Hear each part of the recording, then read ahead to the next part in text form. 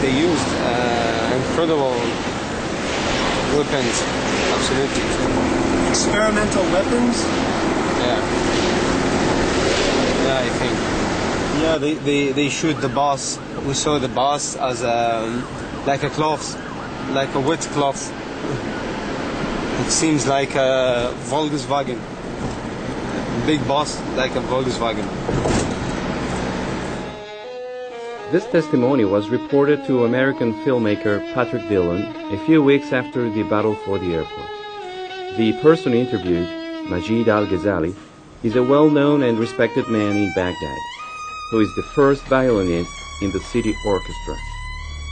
In addition to describing the battle, Majid al-Ghazali wanted to show Patrick Dillon the site near the airport where the mysterious weapon was used, along with the traces of fused metal still visible, and the irregularly sized ditches where the bodies were buried before they were exhumed.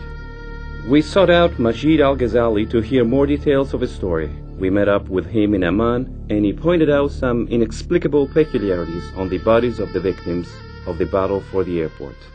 Just the head was burned, and the other parts of the bodies wasn't anything that happened on it.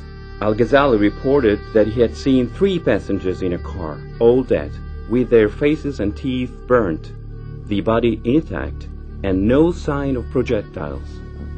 There wasn't any bullet. I saw they teeth, just their teeth, and no eyes. All of them, with the body, nothing for the bodies, just the teeth and all the, the heads were burned. There were other inexplicable aspects. The terrain where the battle took place was dug up by the American military and replaced with other fresh earth. The bodies that were not hit by projectiles had shrunk to just slightly more than 1 meter in height. Except that the bodies is killed by the bullets. Most of them that become very small. It's like that, something like that. We asked Majid what weapon he imagined had been used. 1 year later, we heard that this is update technology. They used a unique one. It's like lasers. We found another disturbing document on the use of mysterious weapons in Iraq, which refer to episodes taking place almost at the same time as those described by Majid al-Ghazali. 26 in the past, about 20 of them, some of them have no head, the head being cut. Some of them, the arms, the legs. The only one who didn't injure was the driver. And really, I don't know how he reached our hospital, because one arm was in his lap, one head beside him. It was a very, very strange, horrible thing. In the roof of the car, there was part of the body's momentum, intestine, brains. Yes, all parts of the body. It was miserable. It was very, very, very, very miserable. I told them before. Do you have idea with what kind of weapons they attacked that bus? The bus, we didn't know what kind of weapon would be hit. Really, what we saw, cut arms, cut legs, cut head, abdomen, open abdomen, viscera outside. It seems to be a new weapon. It seems a new weapon. They try to do experiments on our civilian. We don't know what was. Nobody can identify what the type of this weapon. We went to Belgium to find the filmmaker of the sequence, Geert van Moorter, a doctor working as a volunteer in Iraq. Here in this footage is taken in the hospital, the General Teaching Hospital in Hilla, which is about 100 kilometers from Baghdad and close to the historical site of Babylon. Here we had a talk with the colleague Dr. Saad Al-Faluji, which is the chief surgeon in that hospital. Dr. Al-Faluji said me that from the survivors that he operated, that they said they did not hear any noise. So there was no explosion to hear, no metal fragments or shrapnels or bullets in the bodies.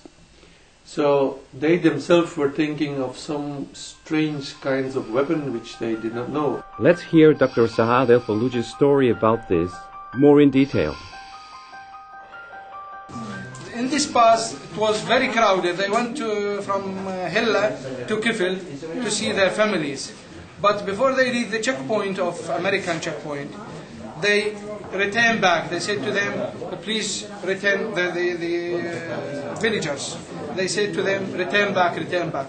When he tried to return back, they shoot him from the checkpoint. No gunshot wounds. No. I don't know what it was really. We are here 10 surgeons. We couldn't decide what was the weapon which been hit this car. But inside the bodies you did not discover ordinary bullets. All of them we didn't find bullets. Yeah. We didn't find bullets. But most of the injured people been dead. So they took them immediately to the refrigerator. We couldn't dissect and see. But those who are alive, we couldn't find any kind of shells. We didn't find shells inside their body.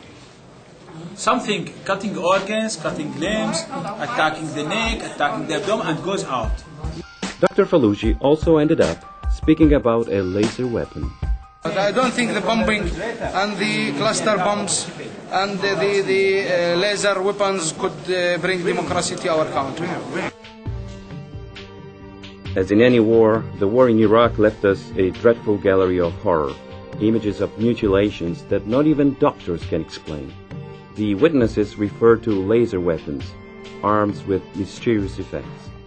We do not know what kind of weapons could produce such terrible effects. We tried to learn more about it by asking for interviews to members of companies manufacturing laser and microwave weapons. Yet, the U.S. Defense Department prevented any information from being released to us. They also did not answer, up to the time the film was edited, the questions we had sent them in order to know whether or not experimental weapons had been tested in Iraq and Afghanistan. We tracked down the Pentagon press conferences from before the beginning of the Second Gulf War to see if they spoke about any new weapons being tested. The words of the Secretary of Defense and General Mayers indicate a willingness to try weapons that had never been used before, and the questions from the press about direct energy and microwave weapons made them visibly uncomfortable. Mr. Secretary, can I ask you a question about some of the technology that you're developing to fight the war on terror, specifically directed energy and high-powered microwave technology? When do you envision that you can weaponize that type of technology? Goodness. It is in, for the most part, the kinds of things you're talking about are in varying early stages. Do you have anything you'd add? I don't think I would add much. I think they are in early stages and probably not ready for employment at this point. In the normal order of things, when you invest in research and development and begin a developmental project, you don't have any intention or expectations that one would use it. On the other hand, the real world intervenes from time to time, and you reach in there and take something out that is still in a developmental stage, and you might use it. So your question's not answerable. It depends on what happens in the future and how well things move along the track, and whether or not someone feels it's appropriate to reach into a development stage and see if something might be useful, as was the case with the unmanned aerial vehicles. But you sound like you're willing to experiment with it. Yeah, I think that's the point, and I think, we have, I think, from the beginning of this conflict, I think General Franks has been very open to looking at new things if there are new things available, and has been willing to put them into the fight even before they've been fully wrung out. And I think that's not referring to these two particular cases of directed energy or high-powered microwave, but sure.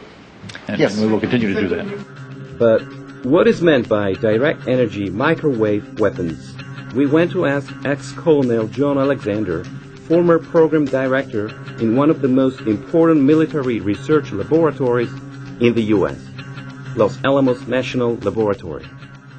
The research and certainly the concepts for directed energy weapons go back many decades. What is happening is that the technology has now advanced sufficiently that we're starting to see the weapons come into fruition. In other words, they're becoming real. There are several types of directed energy weapons, and basically what they do is they're known as speed of light because they shoot electrons very fast over very long distances.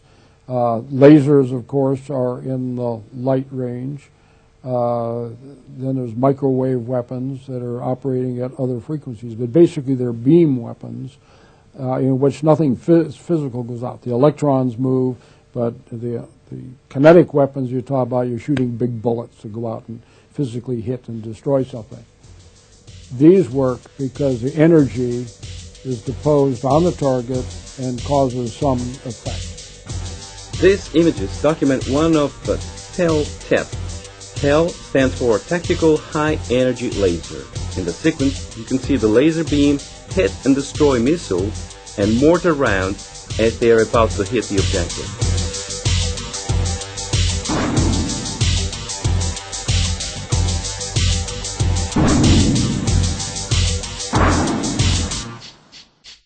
In this other test, we see the laser beam identify and destroy two missiles at the same time.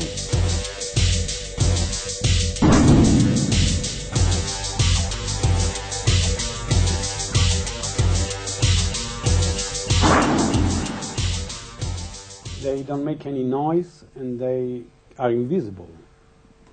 Some are visible, some are, just outside. You have, in the infrared range. What's emerging now are laser weapons, where the effect is that of the laser. And they can be hole burners, what we call very high energy laser, because with the concentrated energy, you can literally drill holes, in a target. Former Pentagon analyst William Arkin, who presently works as a journalist for the Washington Post, also confirms this revolutionary change from kinetic weapons to energy weapons. For thousands of years, the way in which you've killed someone is you have hit them with a sword, a spear, an arrow, a bullet, a bomb. It's kinetic. You're killing them by hitting them. And now, all of a sudden, out of nowhere, you have a completely new physical principle being applied in killing people, in which they don't know that they're being killed because their skin and body is being heated by high-power microwaves, or they are being shot at by a laser which would have an instantaneous effect.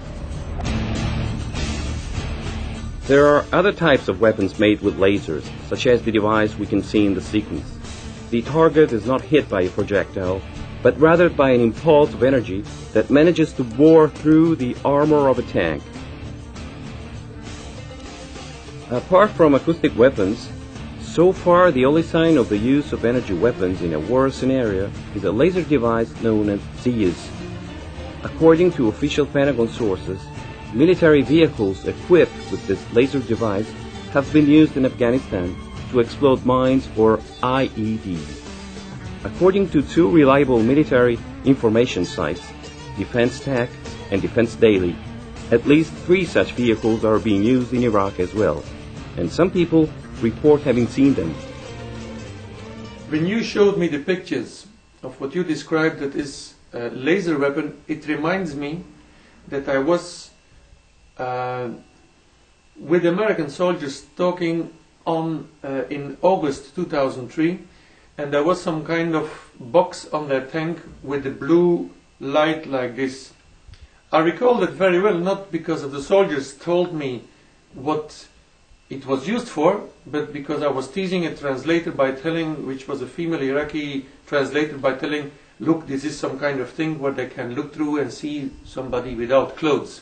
That's why I remind it. But this kind of thing I have seen for sure on that tank. William Arkin is one of the American experts who follows the Pentagon activity most closely. So what does Arkin think about the possibility of the use of direct energy weapons in battle in Iraq?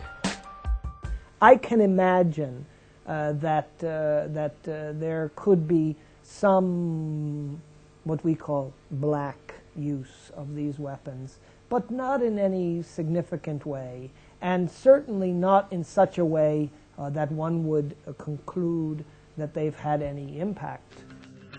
But let's look at the Pentagon budget figures to see how important the outlay is for direct energy weapons.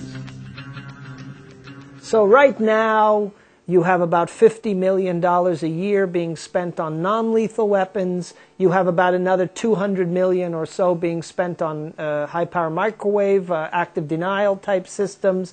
You've got probably another 100 to 200 million being spent on secret, black laser programs. And then you've got the big lasers, the high-energy laser of the Air Force and the other tactical lasers. So probably, well, when you add all of that up, you know, the United States is probably spending $500 million a year right now on directed energy weapons. You know, probably somewhere in the order of 300, 400 million euros. So this is a significant amount of money. This is the size of the defense budgets of some countries in Europe.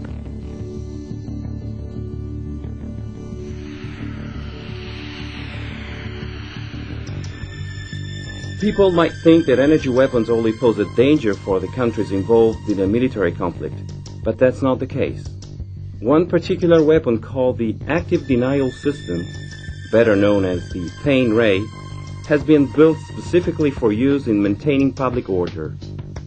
Given its claim to be non-lethal and the suffering it produces, this weapon could become a very controversial one. The active denial system is a millimeter wave system, operates about 93 gigahertz, sends out a beam for a very long distance. And what's important about it is that when it hits the skin, it penetrates only a very slight, a few millimeters into the skin. And it hits the pain receptors and causes, you know, people to be averse to the pain. It hurts a lot. How long can he? The tests that have been run, they were to go to 3 seconds. Each individual was given a kill switch. Nobody made 3 seconds. The onset of pain is extremely rapid. And you don't have to do it very long. I mean, it gets your attention instantly. To understand the consequences this new weapon could have for human rights, we went to the Empire State Building in Manhattan, home of the offices of Human Rights Watch, one of the most important human rights organizations. We can see the effects of a gun very easily and understand them. But when you cannot see the effects of a weapon because it is not visible and because the science is not very well understood because it's so new, then it becomes of grave concern to us and raises the stakes for potential human rights violations and abuses. Pain is induced upon the people. And that's what we have to understand about the active denial system, that it exists to create pain. And that's very different than most other non-lethal weapons, where the desire is to either immobilize someone or make it so that they cannot walk in an area. And we have to be very careful because in international law it's very clear that devices created solely for the creation of pain can eventually lead to torture and are therefore illegal. And it's very critical that the United States does a careful legal review of the active denial system and is open with their findings. To date, they have not been open. Some people say, oh, acoustic weapons or high-power microwave weapons, the active denial system, we can use it for crowd control. Well, crowd control, what does that mean? It pretends that everyone in the crowd is 18 years old and male and in good health. And we're just going to shoot these microwaves or shoot these acoustic weapons at this crowd, and it's going to be carefully calibrated at a power level and an intensity and a range to affect all these 18-year-old men in the crowd. Well, what crowd is made up of just 18-year-old men? Look at the Intifada. Look at any riot in Iraq today. children, women, pregnant women, old people. There's been a lot of discussion also about the potential for eye damage, that in fact they have done some tests on the skin to show that it's not harmful, but where is the eye test? And that there have been concerns raised by scientists about potential harm to the eyes. And we also have concerns about the effects to children, to the infirm, to the elderly. Why are they not producing the data? Why are they not sharing it with us? As for the use of the pain ray in the field of war, the Defense Industry Daily website reports that 3 sheriff vehicles were ordered at the price of about $31 million, and that approval has been requested for another 14 vehicles by Brigadier General James Hagan, Chief of Staff of the multinational forces in Iraq. In my view, the next global conflict has already begun, and we don't have an understanding of what that conflict looks like. But because of the issues of terrorism, for instance, the adversaries are going to be, I think, mixed in with civilian populations. We need weapons that are going to allow us to be able to sort, minimize what they call collateral casualties. I think the battlefields are going to be in urban areas. And if you look at the active denial system or the high-power microwaves or the LRAD, the acoustic weapon, what you see is enthusiasm for those are being displayed by U.S. Northern Command, which is the Homeland Defense Command, or other counterterrorism organizations which are looking at them like, oh, well, maybe in some special circumstances we can take these secret weapons, boutique weapons, we only have 10 or 20 of them somewhere in a secret place, and if we need them, we can pull them out and use them in this kind of specialty warfare. So ironically, even though Americans would probably think, oh yeah, special new weapons, it would make sense because Iraq is such a mess, maybe we can do something, turn the corner in some way with the use of these weapons. The truth is that the only real way in which the military, sees the prospects of the deployment of these is in their domestic use. And you know quite well that if the United States adopts these weapons for their domestic defense, NATO and Italy are not far behind.